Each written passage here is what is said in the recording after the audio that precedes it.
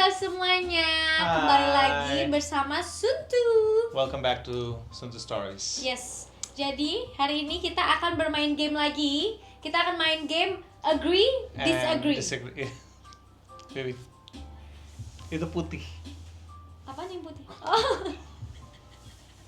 Emang agak-agak pasangan saya agak bodoh. Yes, agree, disagree, gitu ya. Oke, kalian udah tau lah ya permainan agree disagree itu kayak gimana. Iya. Nggak perlu dijelasin lagi. Langsung aja kita mulai dalam 3, 2, 1. Agree atau disagree kalau nggak ada rasa cemburu sedikit pun tandanya nggak cinta. Nggak ada rasa cemburu sedikit pun tandanya Nggak cinta. Agree, disagree. agree. Kenapa agree, baby? Karena buat gue rasa cemburu itu walaupun cuma dikit itu penting. Menurut gue. Biar karena gue especially gue itu tuh lebih ngerasa yang kayak lebih disayang dan lebih dipedulikan, lebih di notice kalau misalnya ini cemburu bukan cuma sama manusia ya, sama apapun. Maksudnya sama apapun tuh gimana? Iya, misal bisa cemburu sama waktu, Oh. bisa cemburu sama barang, apapun kan. Oke. Jealousy itu maksud gue tuh kayak jadi ngerasa lebih dipentingkan Oke. dan di notice aja gitu. Oke. Itu kalau gue, ini kan orang beda-beda ya.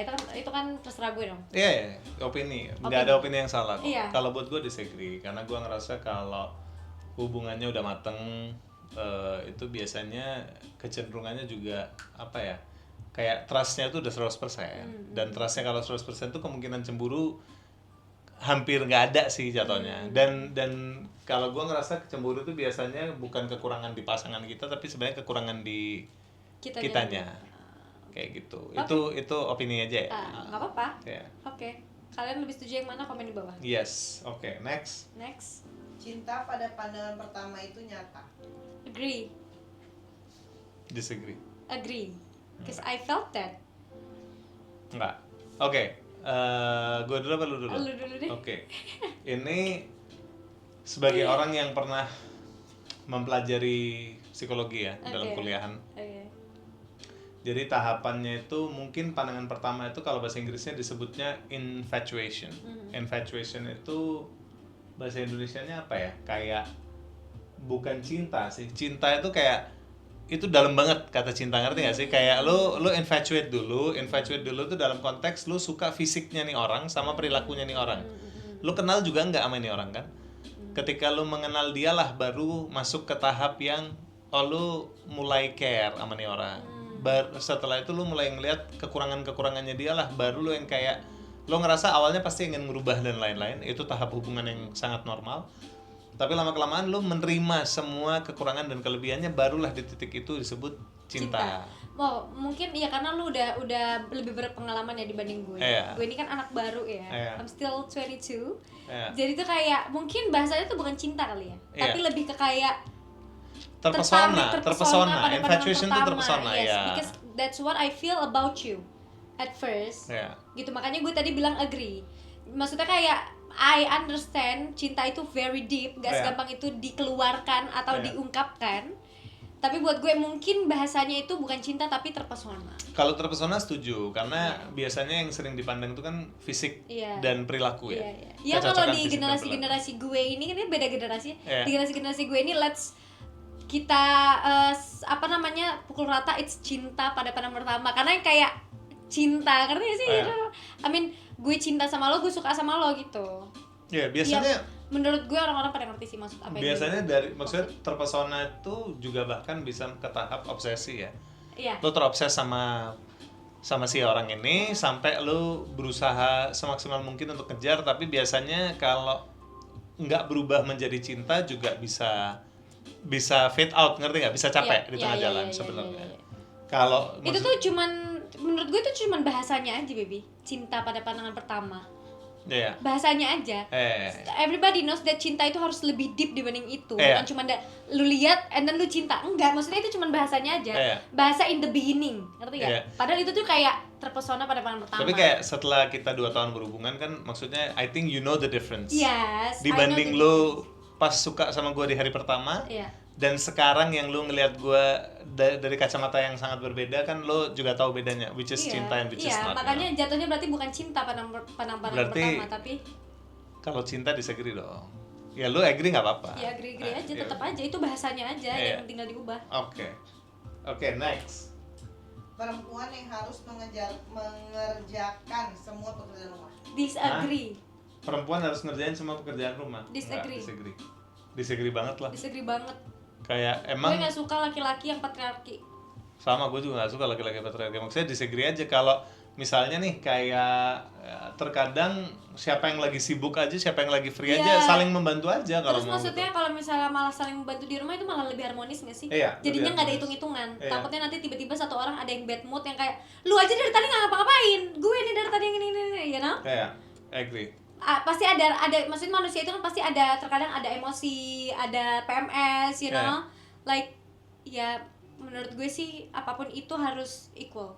Setuju. Gitu. Jadi kayak kalau gue cuci piring ya udah lu yang nyuci baju, simple. Ya maksudnya dalam koridor masing-masing aja. Kayak ya lu maunya apa, lu bisanya apa. Misalnya gue nih nggak suka ngepel, ya udah lu yang ngepel, gue yang nyapu misal. Gitu. Lebih ganti nasi, dan itu yang akan gue ajarkan juga ke anak-anak gue ya. Asik. Ya, setuju banget. Dan juga maksudnya baiknya sih kayak yang paling sering berantakan itu kan piring ya, sebenarnya. Itu kayak kalau ngomongin piring, gue ngerasa better habis masak langsung cuci aja, siapapun yang masak. Atau kalau lagi numpuk nih, pembagiannya tuh lebih ke kayak gue yang nyuci, lu yang ngelap.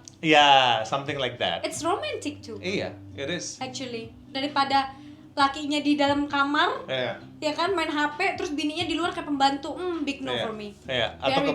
Atau kebalikannya, itu juga perempuannya juga kurang ajar menurut gue. Because gue pernah ngeliat hal seperti itu dan gue ngeliatnya kayak what the hell, so patriarki, you know? Gitu. Kebayang kan? Next. Next. Pasangan boleh bersahabat sama mantan. Agree aja kalau mantannya itu normal ya. Kalau mantannya abnormal, yang kayak terjadi keseringan terjadi di sosial media ya, yang malah masih suka gatel gara-gara dikasih ruang, malah yang kayak ngomongin tentang cinta masa lalu, masih suka gatel, itu disagree. Tapi kalau misalnya mantan yang modelannya yang kayak tahu batasan, tahu boundaries, itu tuh fine, all good, all fine. Biasanya putusnya juga beda konteks sih, baby, kalau yang mantan-mantan.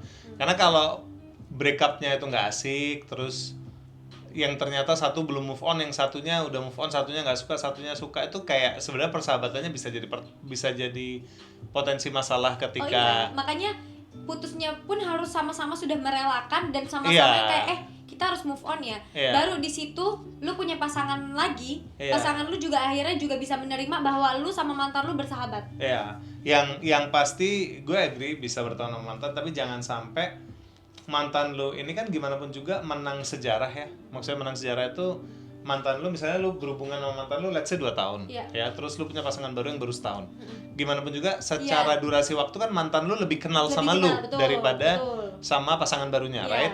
Nah, menurut gue jangan sampai si pasangan lu ini malah ngutamain kenyamanan ngobrol sama mantannya daripada pasangannya sendiri, hanya karena dia lebih kenal. Makanya kan itu gue bilang sebenarnya di sini semua itu yang udah paling benar tuh adalah set your boundaries. Dan termasuk juga bagi para mantan yang berteman dengan mantan yang udah punya pasangan juga tahu boundaries, jangan kayak misalnya ngomong sama pasangan barunya, dulu sama gue juga suka gitu kok, ntar juga diem dia, yang kayak itu kan bro, kan lu dulu gimana gue nggak mau tahu juga gitu loh.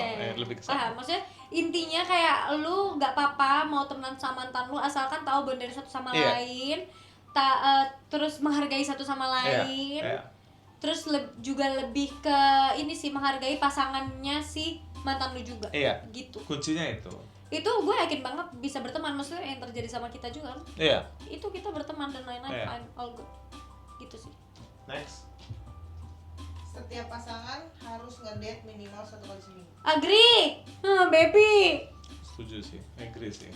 Lebih kayak, tapi bahasa ngedate-nya itu loh yang maksudnya kalau ngomongin dunia persosial mediaan kan ngedate tuh kayak kesannya Jalan keluar. harus go to dinner. Enggak, you can have any kind of date. Iya.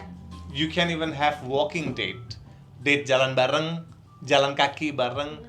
Ngedate cuci piring itu juga ngedate kalau mau di-treat sebagai date, Date, ya. iya. Kayak maksudnya Kayak kita biasanya kan nonton film in your house. Iya. Atau kita ngedate main game. Iya. Atau ngedate nontonin dia main game horor. Iya, Gitu. karena lu gak suka main game horor. Atau ngedate jalan kaki doang. Hmm. Itu juga bisa. Cuman terkadang kalau misalnya di rumah mulu kan bosen ya. Iya. Fine banget kalau misalnya harus keluar gitu. Jadi menurut gue seminggu sekali itu wajib ngedate, apapun itu bentuk date-nya. Kalau bisa bahkan lebih sih. Lebih sih. minimal kan. Iya, maksudnya Minimal fine. kuncinya itu spend time satu sama lain, Iya. terus intimate ketika spend time itu Iya. intim, Iya. kayak nggak rame, nggak banyak orang juga, Iya. jadi kayak lebih fokus berdua, you know, Bener, kayak bener. sebagai pasangan mau jalan bareng, kayak Iya. cari es teh bareng, Mau kayak berkebun kek, berkebun kayak terserah, tapi yang penting ada cari cabe kek cari cabai itu maksudnya, di kebun. oh bukan cari cabai-cabian bareng kan? Kalau cari cabai bareng kocak juga tuh yang kayak Enggak, because I have, berapa, Dek? I have kebun in your house. Di halaman lu, jadi di halamannya San itu gue naro ke cabe, Oke, tomat, bawang kayak gitu-gitu. Oke, tapi kalau cari cabe itu oke atau enggak, agree atau disagree? Cari cabe cabe. bareng pasangan. Agree aja. Heh? Cari cabe-cabean bareng pasangan? Jadi kita naik motor nih baby, cabe-cabean tuh jalan. Oh, bukan yang naik motor terus berapa, Dek? Enggak, itu bukan cari cabe namanya. Enggak, kacau.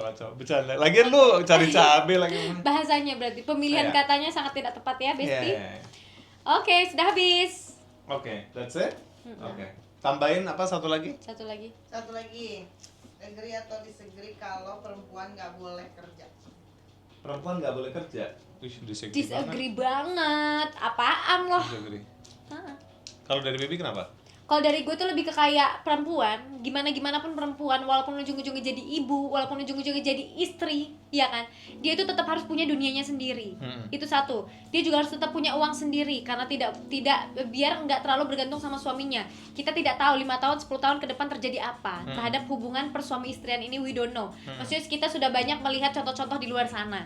Gitu. Jadi usahakan kita setiap individu itu mempunyai hobi masing-masing, pekerjaan masing-masing yang bikin kita juga rilis, jadi itu nggak berasa tertekan juga di rumah yang harus mengurusi rumah dan mengurusi anak doang. Ya, Menurut gue sih gitu ya. Iya, buat gue disagree karena satu, perempuan harus punya dunia sendiri, setuju. Kedua, kalau lu nggak punya kerjaan tuh otaknya isinya setan semua Setan tuh. dan negative thinking terus Terus tuh. gini, kebayang nggak kalau misalnya kita sebagai istri nggak punya kerjaan, atau minimal nggak usah kerjaan deh, atau kita nggak punya kegiatan, ya. Oke, nggak apa-apa kalau istri nggak kerja tapi minimal punya kegiatan, apapun itu, Ada purpose lah. Iya, ada purpose, mau pilaris atau mau sama ibu-ibu yoga, itu sebuah kegiatan, itu sebuah kegiatan yang positif. Lu kebayang nggak kalau laki lu kerjanya tiap hari bekerja, apalagi yang sering kerja luar kota, lu ngapain? Iya. Cuma di rumah doang ngejagain anak lo. Gue yakin, maksudnya kita ini manusia ya, pasti kita ada stres-stresnya deh. Iya, Jadi lebih ujung-ujungnya baik julid nanti. Iya, jadinya ujung-ujungnya otaknya kemana-mana. Iya. Ujungnya kita anxiety, ujung-ujungnya kita overthinking gitu. Karena kalau kita nggak gerak, itu tuh malah otak itu tuh suka menjalar menjadi jahat gitu loh, gue ngerasanya. Dia mungkin bukan menjadi jahat ya, tapi kayak otak kita itu kan terstimulasi oleh hal-hal yang gini. Stres itu kan baik buat diri kita sebenarnya. Iya. Dalam diri kita itu kita butuh yang namanya stres untuk biar berasa hidup. Jadi kalau nggak ada stres karena nggak punya kehidupan, nggak kerja, nggak apa, yang ada dia cari-cari stres. Biasanya paling gampang cari-cari stres ke masalah orang lain. Jadi tiba-tiba yang nggak ada masalah digede-gedein Iya. jadi masalah yang kayak gitu. Jadi maksud gue tuh kayak oke, kalau misalnya lu seorang istri atau lu seorang ibu nggak kerja, itu tuh nggak apa-apa banget. At least you have something to do. Iya. Like workout or cooking, Iya. baking gitu loh. Jadi tetap punya hobi, Iya. tetap punya kegiatan. Jadi nggak cuma diem diri di rumah, nggak punya uang dan nggak punya kerjaan. Ya, dan Gitu. maksudnya punya anak itu kan juga sebenarnya kayak itu juga kerja yang lumayan riwah ya, Iya, sebenarnya iya, punya anak. iya. Tapi kalau lo nggak punya another thing For yourself. for yourself beside ngurusin anak, yang ada nanti ada baby bluesnya lah, ada gitu-gitunya lah yang iya, kayak makanya semuanya harus seimbang menurut gue. Gak apa-apa banget ngurusin anak, ngurusin suami, tapi jangan lupa ngurusin diri sendiri. Ratu Sofia 2006. Thank you. Anjay. Bukan main kata-kata gue tuh. Ada ya udah. Oke, kalau sekiranya you guys have different point, boleh kalian agree atau disagree bisa nulis di komen di bawah, atau ada pertanyaan-pertanyaan lain yang kalian yang kayak menurut Ratu atau Sani ini agree atau disagree nggak, itu kita akan balas. Itu kita akan balas. Oke. Bye. Thank semuanya. you for watching dan jangan lupa like, comment, and subscribe. Yes. Dan ini video akan kita rilis edisi Lebaran soalnya ya, jadi mohon maaf lahir dan batin. Selamat menunaikan Selamat Hari Raya Idul Fitri. Mohon maaf lahir dan batin. Yes. Sampai ketemu lagi di next video. Bye. Bye.